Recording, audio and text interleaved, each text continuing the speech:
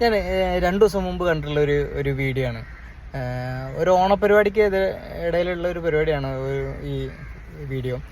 കളമശ്ശേരിയിലാണ് കണ്ടാൽ നടന്നുള്ളത്. ഒരു കൊച്ചു മിടുക്കിയുടെ ഒരു ഗംഭീര ഡാൻസ് ഒന്ന് കണ്ടു നോക്കട്ടെ. അവൾ വന്ന് അവളുടെ ഒരു പെർഫോമൻസ് സ്റ്റാർട്ട് ചെയ്തതിനു ശേഷം അവളുടെ സ്പെഷ്യൽ സ്കില്ലിലോട്ട് കയറി വരുന്നൊരു സാധനമുണ്ട്.